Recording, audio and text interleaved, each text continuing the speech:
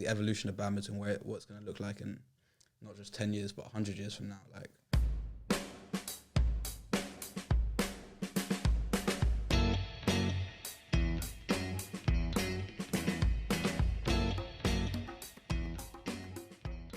because so often I'm watching professional badminton and I'll see like an exchange where someone will do a push into the space on the backhand of the front court man, and it will be a perfectly executed push with a downward angle, with like whatever technique you want to use, perfectly in the space, and then they will counter it and play it perfect cross court, as tight as you can possibly imagine, skimming the top of the net, perfect apex and everything.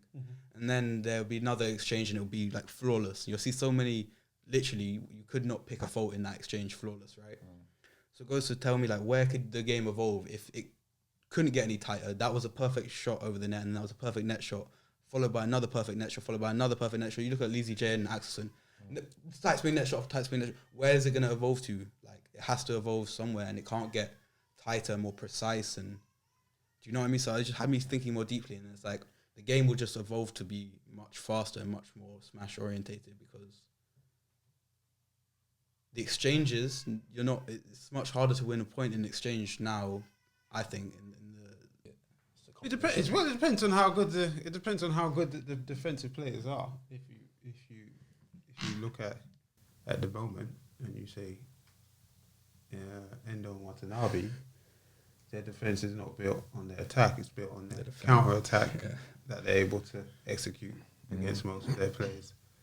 They've beat number one pair 6 times, so their last 6 encounters, the most of any other pair.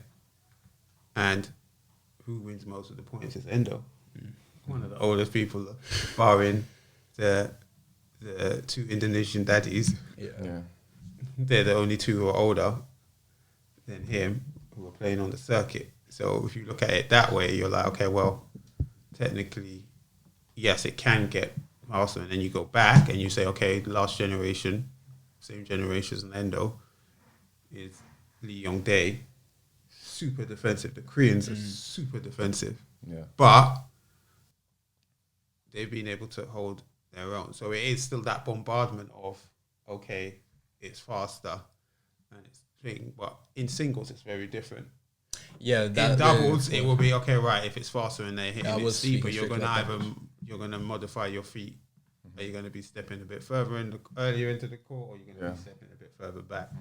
It's sort of, that's it. But in singles, obviously, you got, because if the shuttle is going too fast and someone's smashing cross court, you're just not going to get to it. Like you, the whole point of when you smash now cross court, hit it harder, hit it a bit flatter, you have more time. But if the shuttle is traveling that fast, you're not going to have that much more time. You're going to be able to get the straight one, but you're going to, if it's going that much fast, there's only a certain amount that you can move. But then again, it will just come down to, if that's the case, the shuttle will adjust the game. It may come down to body type, because if you're Victor Axelson and you've got a fast shuttle, I'm 6'3", so 191 centimeters. He must be at least 197, so 6'5". Plus arm extension. The court is not going to get any bigger. He will still be able to cover it. It's just players such as Momoto who are going to have to actually work harder, because they're going to have to cover much more of a court. Ginting. All these guys are going to have to actually work harder in singles, because they're just not going to be able to. They'll be able to cover it, but they're going to have to actually step. Whereas he could lunge, and if he can't reach it, it's out. Yeah, but defensive techniques will grow as well, and they will also evolve. Just and reaction times. Just like humans are getting faster and stronger and better, because look at Elliot, whatever his name is, Kipchoge, whatever it is, run the 2-hour marathon under 2 hours. For years that was thought impossible, and now a bunch of people have done it. It's like, and then for years, isn't that the 1 minute mile? That was also 1 minute mile. But I'm talking about the under 2 hour marathon. Yes. And then the second he did that, a bunch of people did it after him. It's like, once the mental thing and knows it's possible, then it's possible. There's a reason I have this tattoo, to believe. Once you know it's possible, it's possible. I lost my train of thought. Yes, and so I was saying, like, the techniques will evolve, because look at the best defense of the last generation, Lee Yong-dae, Lin Dan. compared it's not to 10 years before. Yeah. Compared to 10 years before, and compared to now, compared to Victor Axelson, is like, and Lizzie J, some of their defense, and it's like, It's incredible. It's unbelievable. So some of the 10 defenses. years from now, what is the techniques gonna be? Because like the line you hit on the line now, and you're in the center. Chances are, if it's on the line, you're still not going to make it, no matter how good your defense is. But what in 10 years when the defense is better and humans are faster and stronger and can read the game better? And well, you know the special training that they said that, you know, when you look at the foot exercises that they do, they jumping and, you know, the fast shuttle drills that they got from the Asian countries, that's like normal now. Yeah. At the highest level in any badminton club, if you're not doing all those kind of fitness exercises, speed work and all that kind of stuff, and you see YouTube now, so the secret's not really out there. I mean, sorry, the secret is no longer a secret. People understand that if you want to be at the highest level, at this age, this is the kind of stuff you should be doing. At this age, this is the kind of, and this is the level of training, and this is how many times you should be doing it a week.